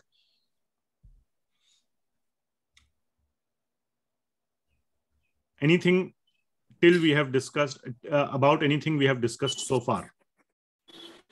Yes, Prabhuji, just one query I have. I mean, we hear from the elders ki swarg nark is dharti par hi hai. How does Gita, I mean, when we talk about Indralok or swarg, is it outside of the earth or? Yes, it is outside the earth, but within the earth. So that's why I said, if you remember that whole discussion about Mother Teresa times 10 million and all that stuff, right? Swargalok, what is the, let's say we go by what you said, not what you said, what is generally said, Swarg Nark is dharti par hai. That means Swarga and hell is on this planet Earth. Let us say, you tell me, Mataji, what is the highest definition or your highest observation of Swarga on this earth? Give me an example. Just make up what you have seen. Going to Char Dham. Material Swarg ki baat ho rahi hai. So don't talk about dham and spiritual things. Purely material Swarga. Being a millionaire. People having unlimited money to kind of. Unlimited means what? I mean, what is unlimited? They don't have to think about money, do whatever they want, where they want to go. Okay. Is $10 billion enough to do what you want? I mean, they stop counting, I guess. Okay. So we have, let's say, 100 billion years in this earth. Let's just say. So they are enjoying Swarga, we can say, on this earth. Right? They are most miserable. I'm coming to that. Half of them are very miserable. If you look in their life, how do you know they are happy? They are not. Now let us eliminate. By that process, we keep eliminating. Maybe we will find few people who are really happy and are enjoying life nicely with a lot of money, no problems, nothing in this world. Even Steve Jobs, I give my favorite example. He had a lot of money, fame, respect of everybody in the world. Yet he had to succumb to his disease. Isn't it? Health is first. Health or inner happiness. Yeah. So what is Swarga on this planet? You can say it is there, but it is a very small fraction of that real svarga. That is the point. Yes, there is svarga, means those who are being in the mode of goodness, to a certain extent, they can get a human life in a very, very, very aristocratic or a very rich family, and they can be very happy in their life. Like, maybe, you are born in the Buckingham Palace as the next heir to the throne, whatever it may be. So, but that still does not compare anything to the svarga of Lord Indra, of demigod of Indra Deva. The happiness there is many, many, many times beyond what you can get, say, in Buckingham Palace. The kind of things, first of all, there is no disease. Absolutely no disease. Nobody dies of disease. There is no cancer. There is no COVID. There is no any kind of disease. Wouldn't that be nice? Can you say that about Svargaloka on earth? You cannot. You go ask Steve Jobs. He would have liked that, isn't it? Michael Jackson also wanted to live disease-free. Disease-free and all that. And what happened? He succumbed to drugs. Yes. He died of overdose. That's what it is said. He was such a popular person. People were crazy after him. The whole world was his follower. So my point is that there is maybe Svargaloka, but the context in which it is said in this world is that it is a small fraction. It is a miniature version of the real Svarga. And same for Narka. The people who are suffering in this world, they do not know the real suffering of Narkaloka. Much, much more suffering is there. So the point is, by looking at that suffering which we can see from our eyes in this world, we must wake up. We must learn our lesson. People say, right, if I knew my past life, I could learn my lesson. Well, there is enough in this world to learn our lesson. Just learn your lesson. Even the rich people, we know they cannot get everything. We don't learn our lesson still. People are mad after being rich. They can see with their eyes, these rich people, they also can get disease. They also get depressed. Marilyn Monroe, another example, like Michael Jackson, died at the age of some 30s, 35, 36. Very famous actress. The whole world was behind her. And still she was not happy. So we have all these examples in front of us, so-called miniature Svarga, but still we are running after Svarga. So there is enough to learn in our current environment. Okay. I think Chandan Prabhu had a question or a comment. Or did you raise your hand or no? Or am I mistaken? That was when you asked people to raise their hands, Prabhuji. No, it was not a question. Okay, fine. Hi, Prabhuji. I got a question here. Yes. So we are having the suffering. You said we are talking about the suffering in this world, but we are all having a suffering because of our body. Suppose we are not having a body, there is a suffering? Body or mind? Some people are having mental suffering. No, mind also part of the body. Sure, agreed. So what's your question? So in Svargaloka, we are not going to have a body. No, definitely there is body. There will be a body? We will be having a body in the Svargaloka? Absolutely. So the form is there? Yes, absolutely. So what form? It's not the same form. Now those details I don't know. Then we will have to go deeper into whatever Puranas and this and that. But there is definitely a material body. Everybody in the whole material world has a material body. That is the whole point of material world. One of the big litmus tests of being in material world is that you have a material body. Otherwise, you are not in. If you don't have any material body, if you are just the free spirit soul or the Jivatma, it means you are liberated. That is one of the textbook definitions of liberation, is being liberated from the covering of the body. So there is definitely a material body even in Svargaloka. Even in Brahmaloka, there is material body. Okay, so I don't know the shape or the texture or the composition of that body, whether it is made of blood and flesh and bones or something else. I can ask some devotees and find out what is written in the Shastras, but there is some kind of material body which is not susceptible to disease. Okay. Thank you. Okay, fine. A body that can drink Soma juice. Yes. Anything else?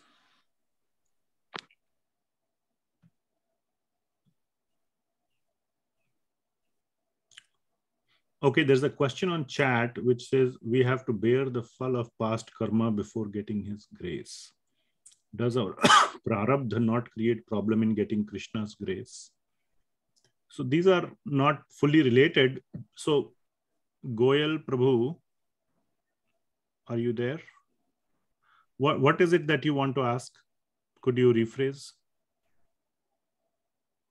You are on mute. I mean to say, we can't get the Krishna grace unless we finish our past karma phal. No, not true. That way, all of us will be ineligible to get Krishna Bhakti or Krishna's grace. Because all of us, the past karma is not fully eradicated. On the contrary, in 18.66, I'm jumping ahead. What is Lord Krishna saying? Aham tvam sarva papebhyo moksheshyami.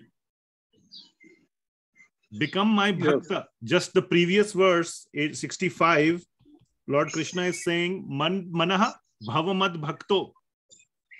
Become my devotee, become my bhakta.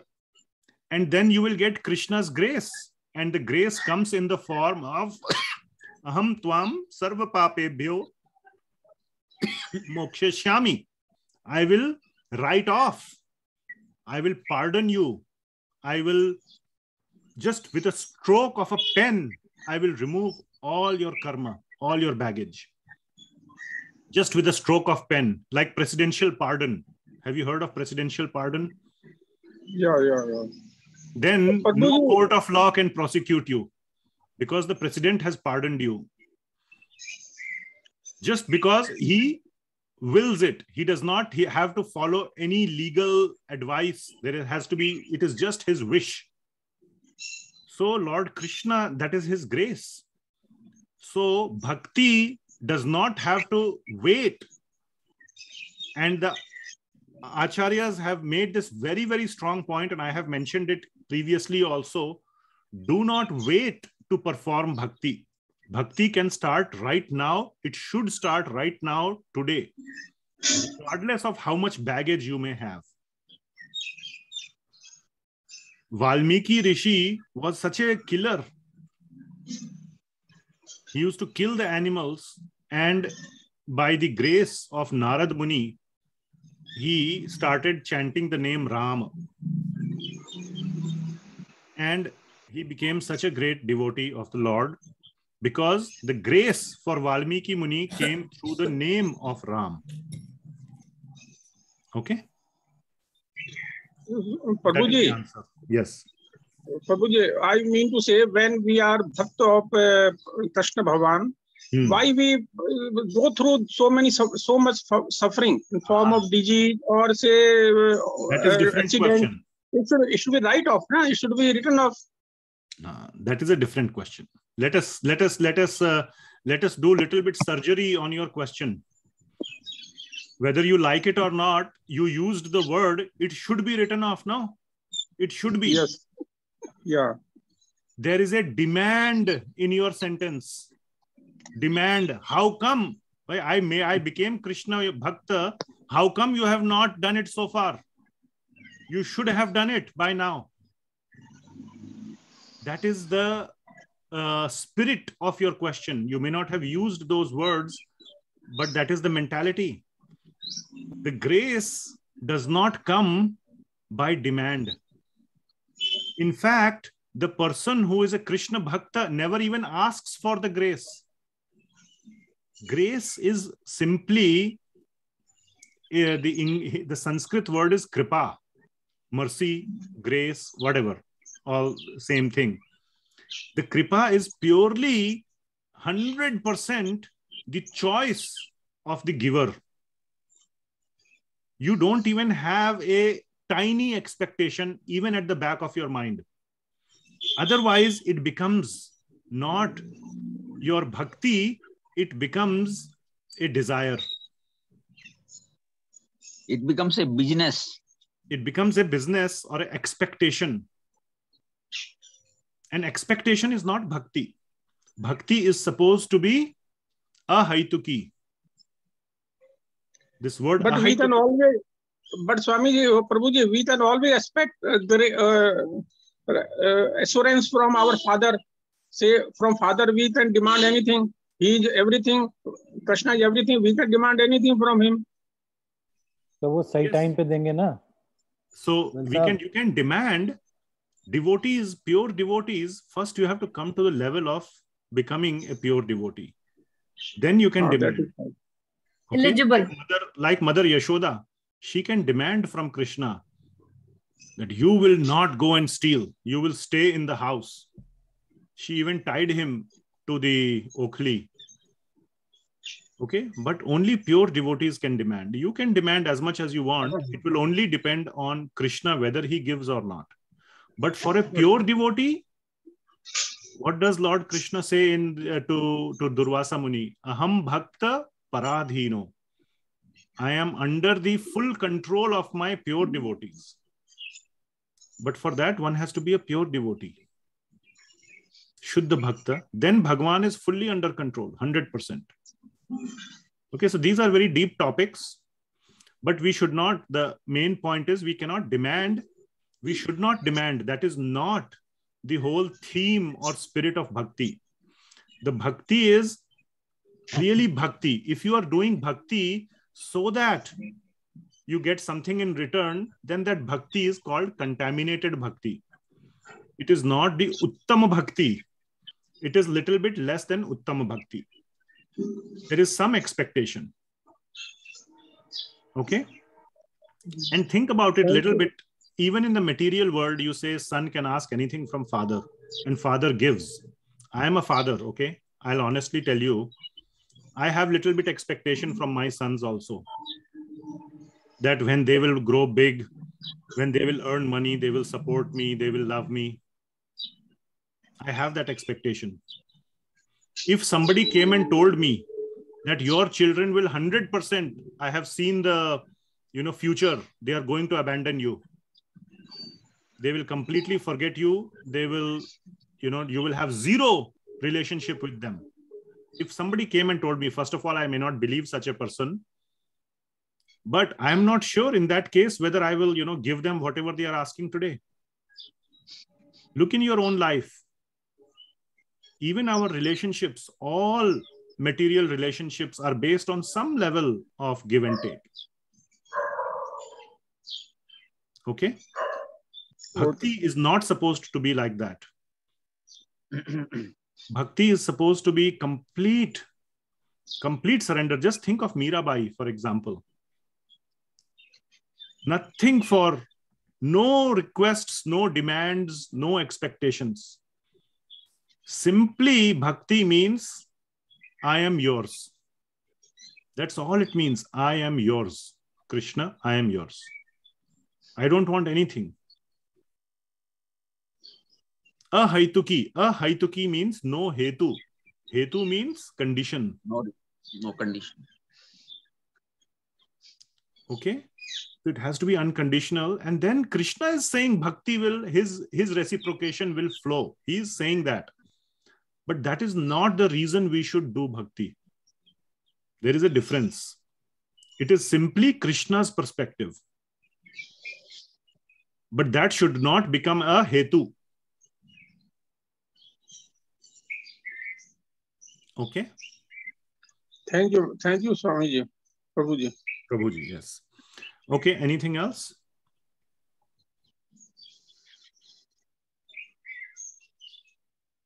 Okay, so it is 8:17. I just wanted to do a couple of quick announcements. Yes, Subhash Prabhuji. Can I just few minutes? Is it okay? For sharing something? Yeah, sharing and a little question also. Sure. One sharing is. Let me make a couple of quick announcements before people drop, and then okay. I'll give you the floor. Perfectly in order. So, couple of things. Next 2 weeks. So, I don't think we are going to do 9.22 today. We will do it next time. Okay, we had a good discussion today.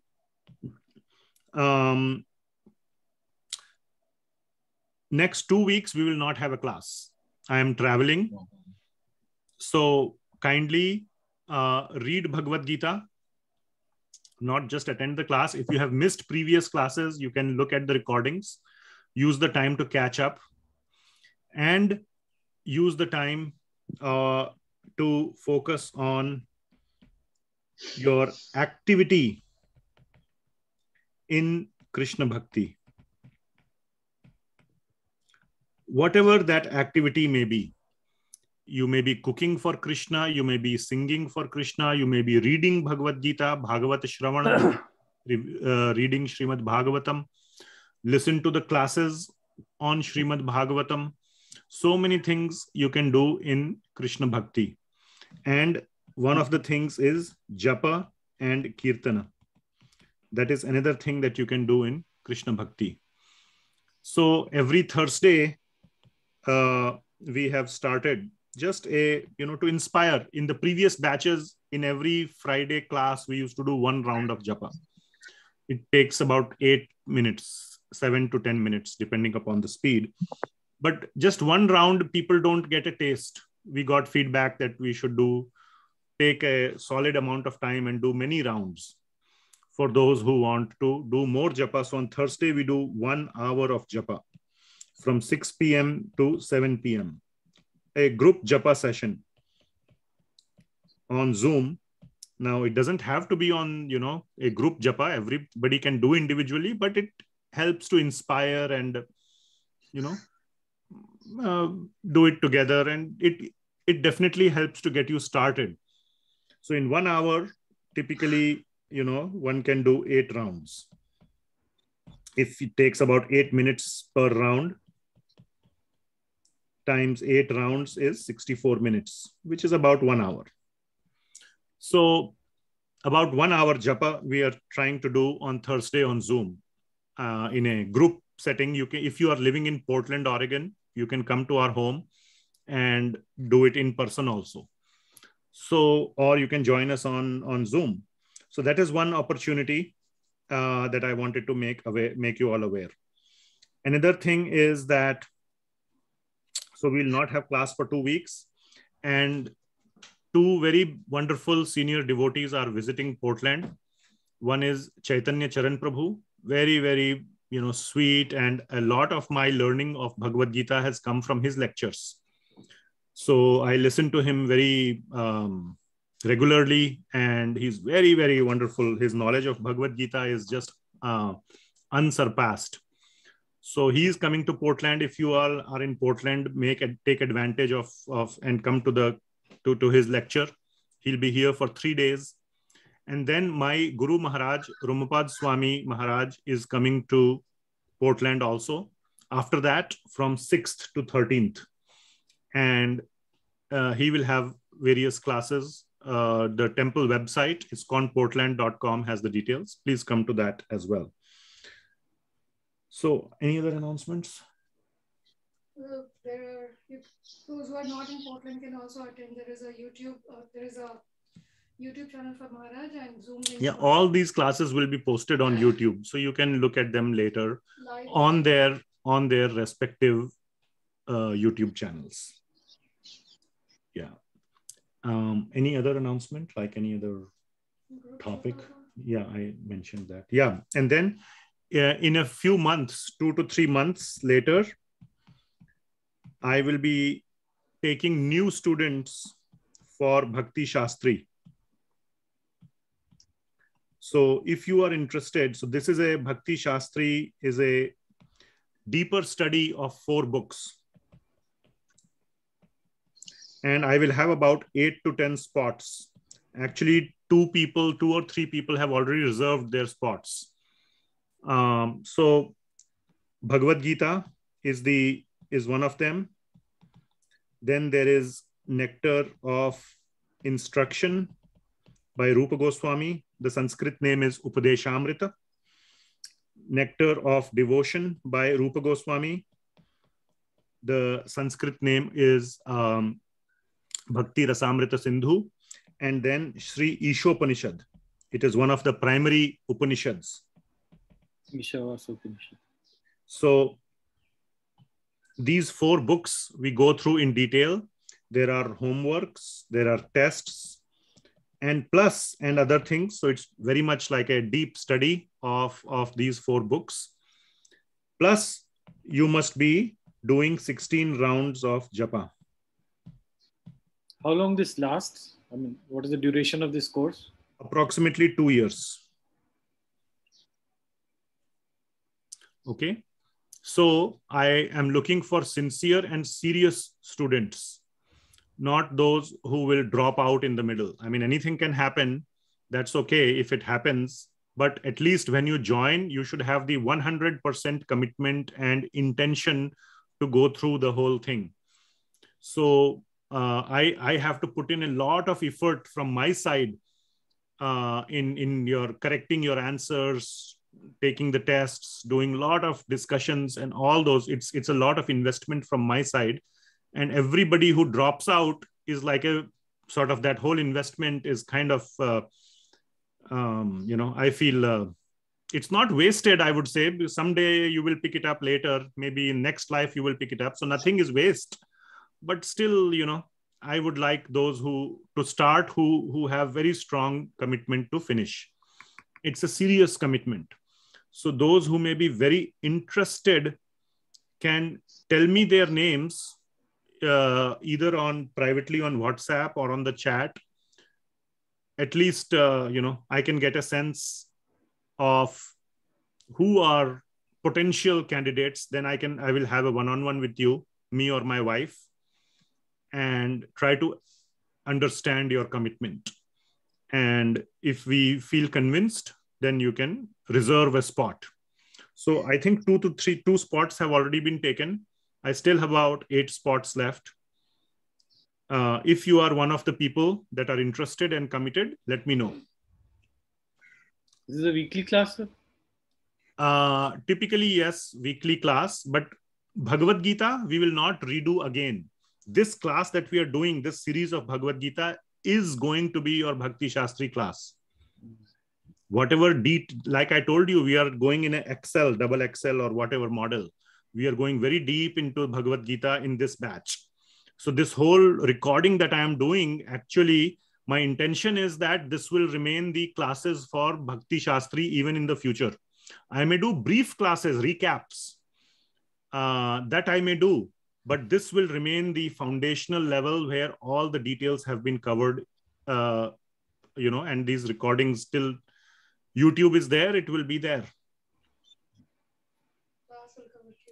And classes will cover Q&A and test question review and homework questions review and quicker summary of the chapters.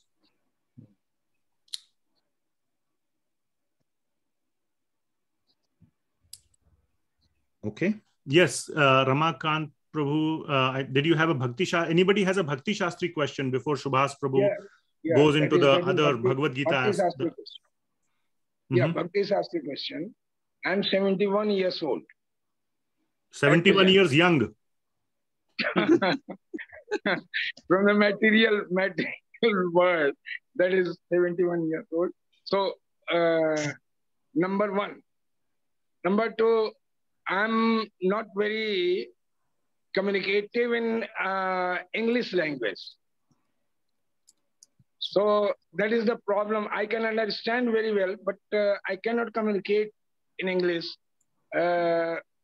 so my vocabulary is not that much so there are rich. So if there is any Bhakti Shastri course in Hindi also, there are few online Hindi Bhakti Shastri courses. I can send you the link. You can also look up Mayapur Institute. I am affiliated with Mayapur Institute. So Mayapur Institute has a website and they offer online Hindi, Bengali, even English Bhakti Shastri. So you are welcome to do it from any source or any, this one. But in that case, I will miss you. Yeah, that is true. I'm very much fond of your dictates, your preachings. Thank you. So for that, I mean, you don't need a lot of English to all the things. You don't have to write long essays or anything. All the answers are more like bullet points. Okay. So you can, I can give you some sample homework questions. Answers, you can talk to some of the existing students. I am already running a batch. You can talk to them. Answers, I actually like the answers which are in bullets. Some people write pages and pages of essays. And I say that please don't write such long answers. So short answers, answer in the form of bullets are actually more appreciated. Concise and complete, not lengthy and verbose. So I will be interested in that. In that case, I will be interested. Okay. And one more thing, there is memorization of verses. Some verses you have to memorize. Not only the verses, even the English translation. That is one place where people find difficulty in memorization. Not only the sort of the older people, but even more so the younger people. So, we can memorize Bollywood songs more easily, but memorizing Krishna's word for some reason is harder. Yeah, So, I can memorize the Sanskrit shlokas, but the same thing. Memorizing the English translation. Hindi translation, I will memorize, I will explain also. I may explain. I will. I can say that I will. So Srila Prabhupada's, let me complete. So Srila Prabhupada's Bhagavad Gita as it is also available in Hindi. It is called Bhagavad Gita Yatha Roop. Okay. If you can memorize he's showing there. If you can memorize the Hindi translation of that book, that also counts just as good. You don't need to memorize the English translation. It should be the exact memorization of the translation given by Srila Prabhupada, whether in English or in Hindi, no problem. And I understand Hindi. So I can, that should not be a problem. Thank you. Thank you. Thank you. So I will talk to you offline. Okay. Thank you. Okay.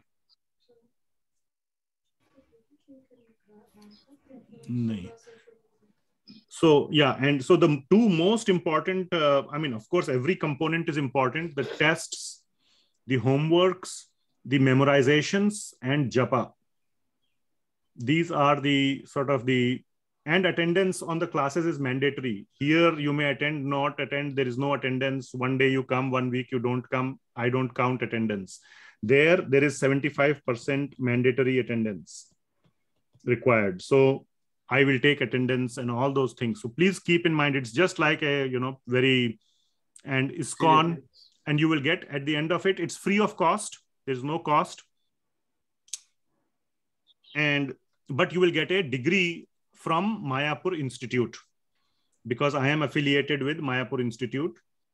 I am an authorized teacher of Bhakti Shastri. So once you have completed all the criteria, you get a Mayapur Institute, which is, worldwide ISKCON recognized degree. It won't get you a job anywhere. And I'm sure you're not looking for one either, but it is just a, worldwide recognized Bhakti Shastri degree. Bhakti Shastri course certainly will not be for any job. Krishna's job.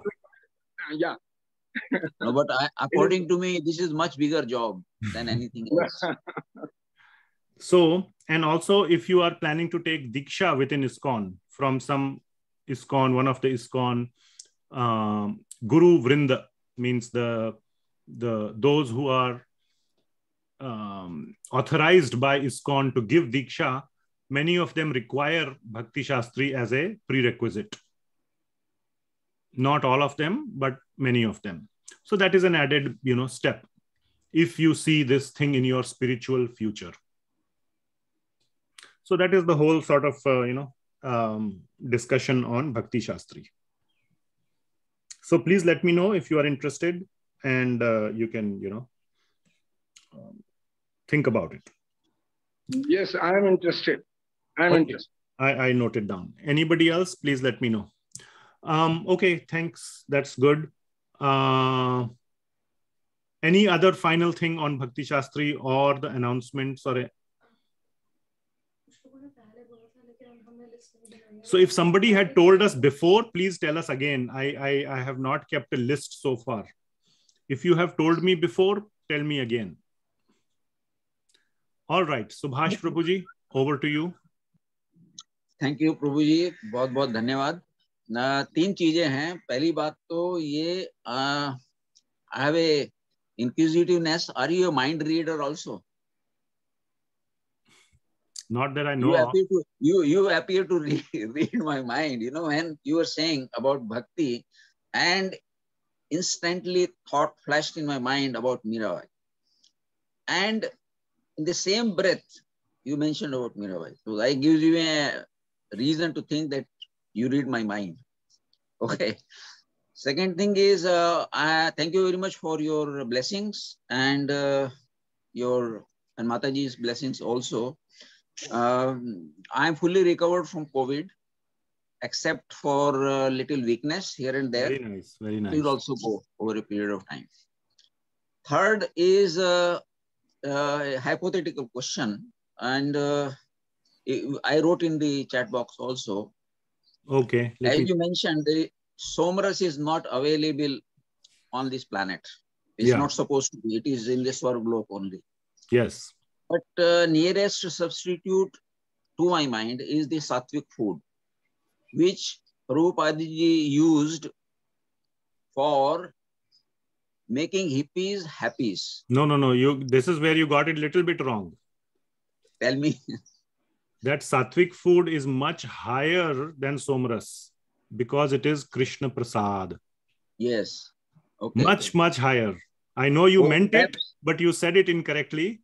I know you meant it. There is no substitute for Krishna Prasad. Yes. So that you are absolutely right in that, because you thanks for correcting me. But I meant that because it was so effective in US. When the hippies, I'm talking about 67 and all that 1967, 68.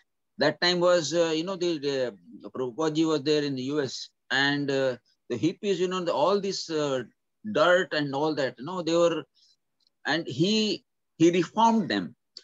So it was, they themselves thought it is a kind of miracle how one person is kind of revamping the whole thought process, their body, mind, and intellect, everything was flushed out. So this can be done only by a very effective dose of medicine. I feel that now, why this question cropped up in my mind is, very recently, just I think a hot topic in India about this Udaipur. Somebody killed one person, one tailor. My heart bleeds to look at that. A very innocent person is a tailor by profession and is killed. So if something of that on a larger scale could be done, like these people with this sick mentality, I'm not being political about that, but these are misguided people who are doing all these mad things in the world. So is it possible?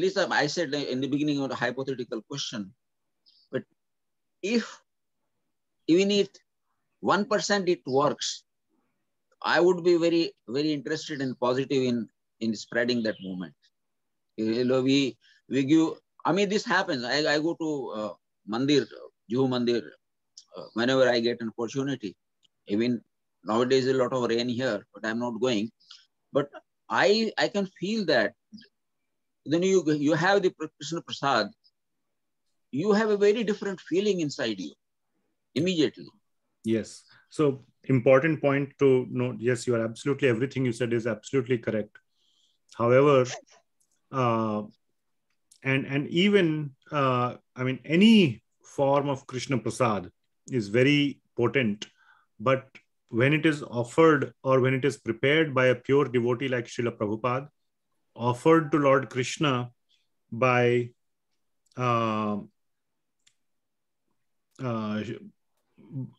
such a pure devotee, then it becomes very, very, very potent. One of the things that is discussed or has been brought up is that when Srila Prabhupada was there, all that, big sort of transformation was happening. Has it slowed down now? Is it that less hippies or less sort of these people are coming into the fold of bhakti? All these discussions are occurring.